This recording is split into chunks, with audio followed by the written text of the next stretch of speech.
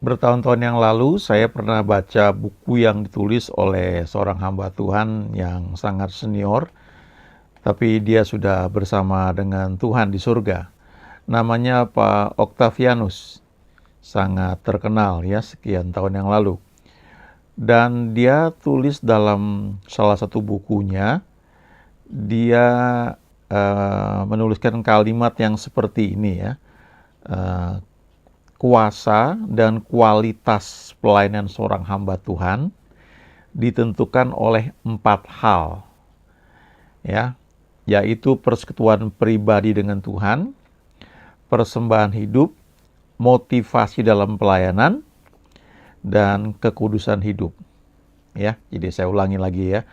Kuasa dan kualitas pelayanan seorang hamba Tuhan itu ditentukan oleh 4 hal. Yang pertama adalah bagaimana persekutuan pribadi hamba Tuhan tersebut dengan Tuhan. Ya. Yang kedua, bagaimana persembahan hidup hamba Tuhan tersebut dengan Tuhan. Ya, ini kalau kita melayani ya beda dengan kita menjalankan perusahaan atau kita bekerja di perusahaan pada umumnya. Ini kita bicara tentang melayani Tuhan. Yang ketiga adalah motivasi dalam pelayanan. Baru yang keempat adalah kekudusan hidup. Nah, kata-kata ini saya tulis di Alkitab saya, Alkitab yang pertama kali saya beli, ya, saya tulis di situ. Dan lama setelah itu ya, artinya baru tahun-tahun belakangan ini saya mengerti bahwa sebenarnya keempat hal ini kalau diringkaskan, maka hal utamanya itu adalah nomor 1, yaitu persekutuan pribadi dengan Tuhan. Di Yohanes 15, Yesus berkata, "Di luar aku kamu tidak bisa berbuat apa-apa." Ya, jadi ketika dia berkata, "Akulah pokok anggur yang benar, dan kamulah ranting-rantingnya, Bapakulah pengusahanya." Lalu dikatakan setiap ranting yang berbuah dibersihkannya supaya ia lebih banyak berbuah. Kemudian dikatakan juga, "Tinggallah di dalam aku supaya kamu berbuah banyak, sebab di luar aku kamu tidak bisa berbuat apa-apa." Apa maksudnya tinggal di dalam Tuhan? Ya artinya melekat kepada Tuhan. Artinya persekutuan pribadi dengan Tuhan. Kalau persekutuan pribadi kita dengan Tuhan itu begitu kuat, maka kita akan semakin mengenal kasih Tuhan. Kita mengenal anugerah Tuhan. Lalu dengan sendirinya kita dengan sukacita mempersembahkan hidup kita kepada Tuhan. Ini kayak orang muda-mudi ya, saling mengenal, kemudian makin dekat, mengenal kepribadiannya, lalu jatuh cinta, lalu berpacaran, tunangan, akhirnya memutuskan untuk menikah. Waktu menikah itu artinya yang pria itu berjanji untuk menjadi suami, melindungi istrinya. Sementara yang wanita menyerahkan hidupnya untuk menjadi istri, menopang suaminya dalam pekerjaan, dalam pelayanan. Ya, kalau kita hubungkan dengan Tuhan, jadi mempersembahkan hidup. Nah, bagaimana bisa mempersembahkan hidup kalau tidak kenal, kalau tidak jatuh cinta? Ya, jadi kalau kita semakin intim dengan Tuhan, kita semakin kenal kasih Tuhan, semakin kenal anugerah Tuhan, maka dengan sendirinya kita akan dengan sukacita mempersembahkan hidup kita, mempercayakan hidup kita, lalu motivasi kita dalam pelayanan juga akan disempurnakan. Kalau awalnya ikut pelayanan karena mau gaya-gaya, keren di panggung, biar dilihat hebat, ya, atau karena menghasilkan keuntungan, lama-lama dimurnikan. Baru yang keempat, kekudusan hidup. Itu juga terjadi karena kita bersekutu dengan Tuhan. Ya, bukan kita harus kudus baru bisa berjumpa dengan Tuhan, tetapi kita itu menjadi kudus, menjadi dikuduskan karena bergaul dengan Dia. Itu sebabnya di Yohanes 17 ayat 3, Yesus berkata waktu dia berdoa kepada Bapa di surga, ya, di taman di Getsemani. Dia bilang begini, inilah hidup yang kekal itu. Ya, hidup yang kekal itu dalam bahasa aslinya Zoe, hidup ilahi, hidupnya Allah. Lalu didefinisikan, hidup yang kekal itu adalah mereka mengenal Engkau, mengenal Allah Bapa, satu-satunya Allah yang benar, dan mengenal Yesus Kristus yang telah Engkau utus.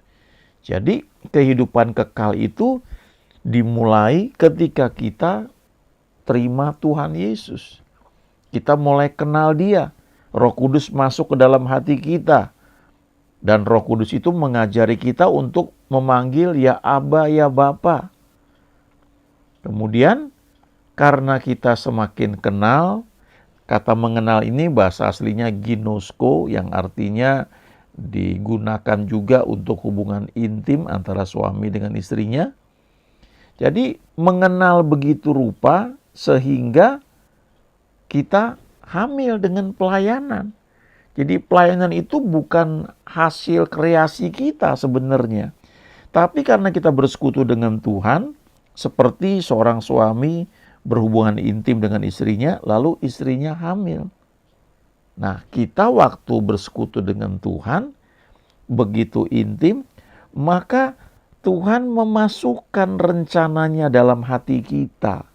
Itu timbul keinginan, kerinduan, mau melayani Tuhan, mau kenal Tuhan lebih jauh lagi.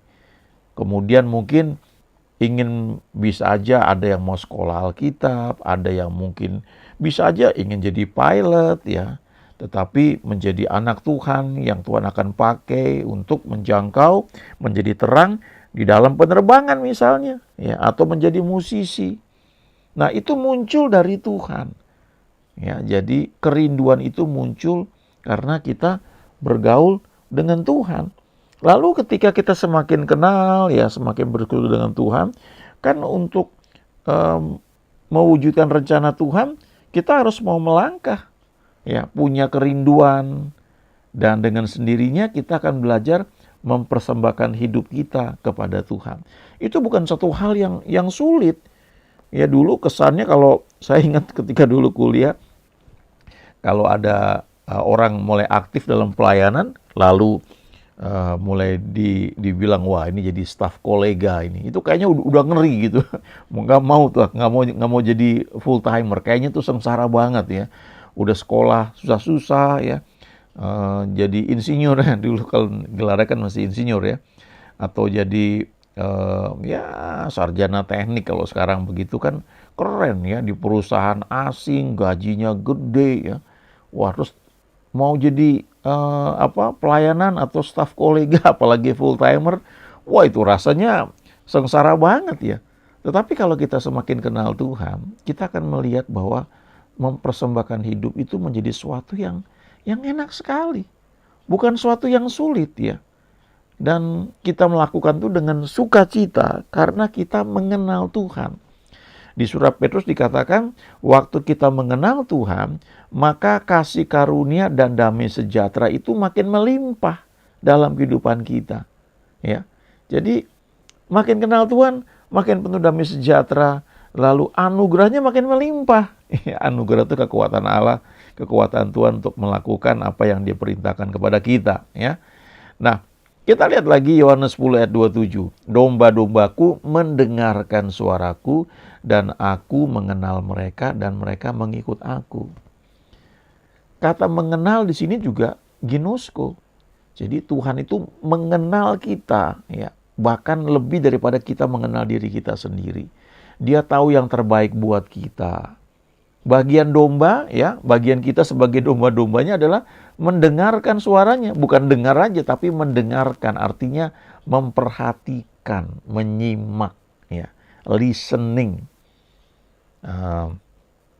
Ada ayat di Perjanjian Lama yang mengatakan Tuhan Allah telah memberikan kepadaku lidah seorang murid supaya dengan perkataan aku dapat membangkitkan semangat yang lesu. Lalu dikatakan, setiap pagi ia mempertajam pendengaranku untuk mendengar seperti seorang murid. Jadi tugas domba-domba itu adalah mendengarkan suara Tuhan, menyimak. Kalau dibandingkan dengan Perjanjian Lama, ayat yang saya sebutkan tadi di kitab Yesaya, ya setiap pagi, bangun pagi, izinkan Tuhan itu membersihkan telinga kita.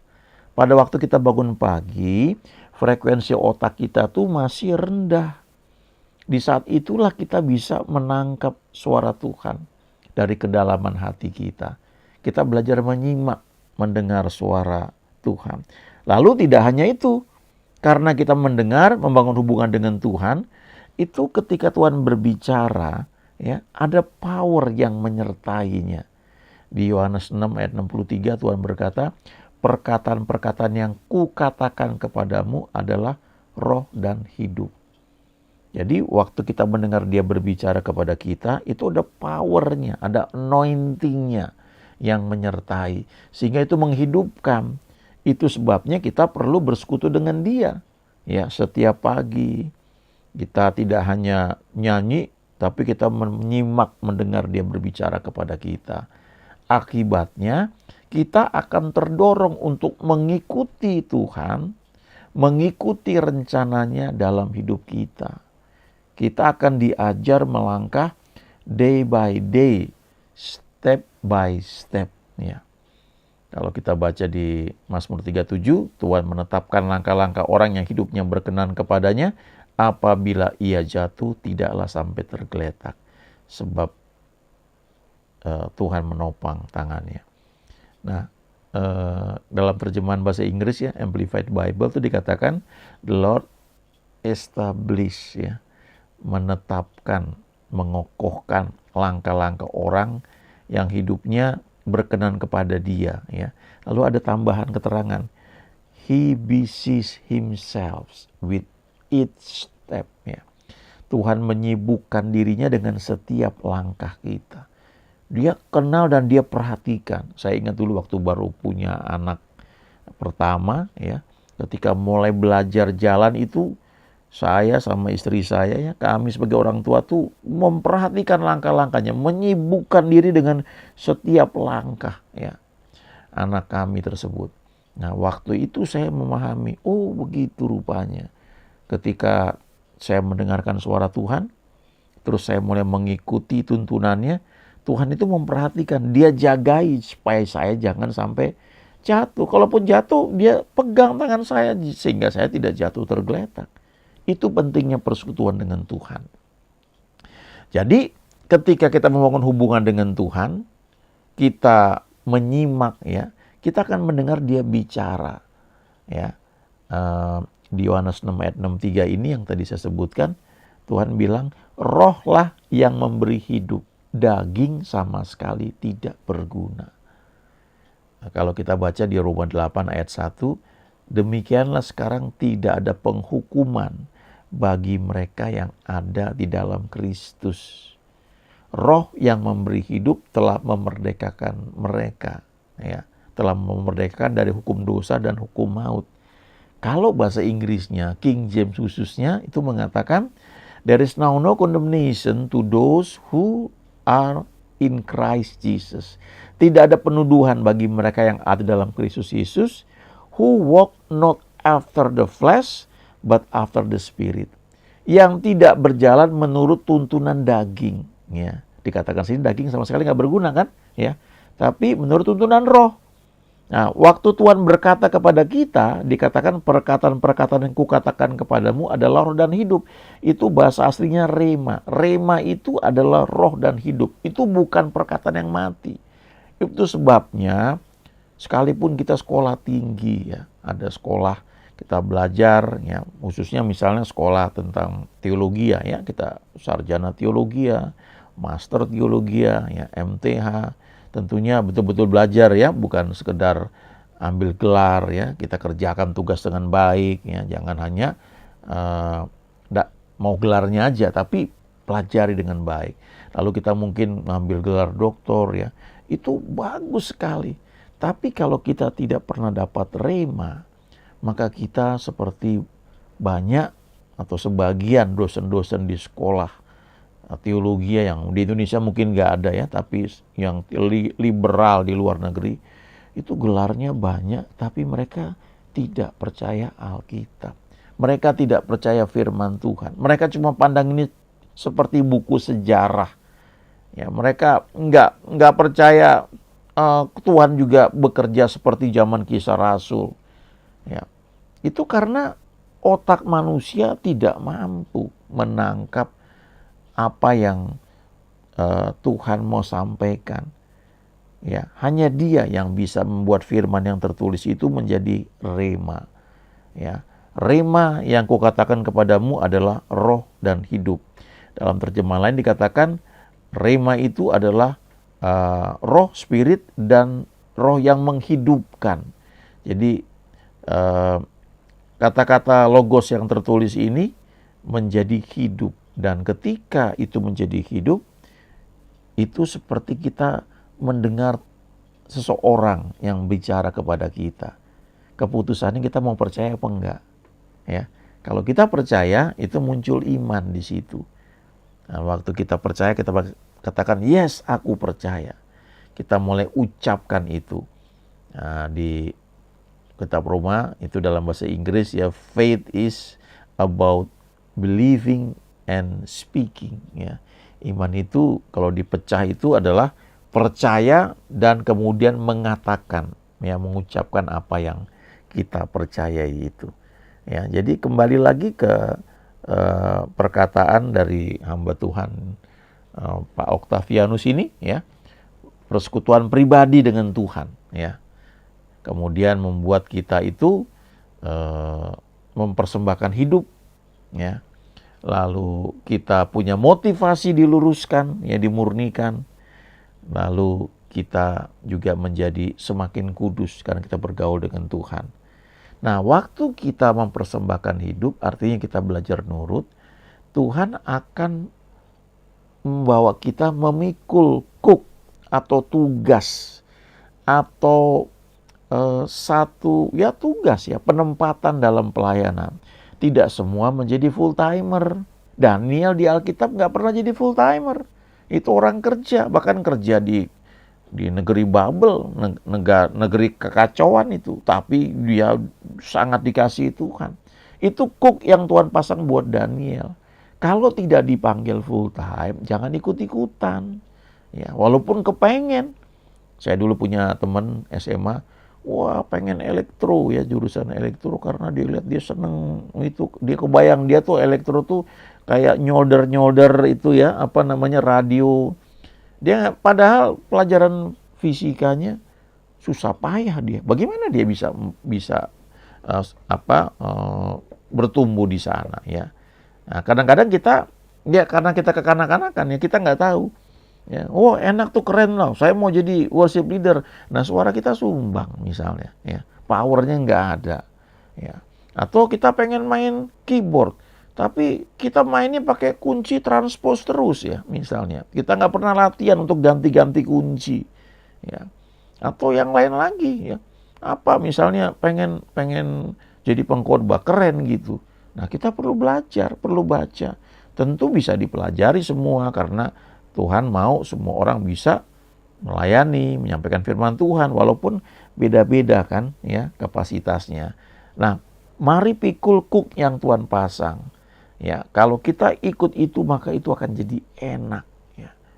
Dan tugas apapun yang Tuhan percayakan buat kita dalam pelayanan, mungkin di bagian perlengkapan, kita akan enjoy itu ya. Kita mungkin jadi singers atau pemain musik atau pengkhotbah atau gembala atau mungkin jadi asyir saja, kita akan sukacita. Dan semuanya itu tetap perlu yang namanya morning devotions ya. Tiap pagi membangun hubungan dengan Tuhan. Kenapa pagi? Karena itu waktu di mana kita mengutamakan Tuhan. Waktu pertama teduh pikiran kita. Frekuensi otak ini sedang rendah ya. Nah, disitulah kita bisa bersekutu dengan Tuhan. Dan karena kita bersekutu dengan Tuhan, kita mampu mempersembahkan hidup, kita mampu melakukan kehendak-Nya, kita bisa bersuka cita, bisa hidup kudus, dan motivasi kita semakin dimurnikan. Ya, haleluya. Amin.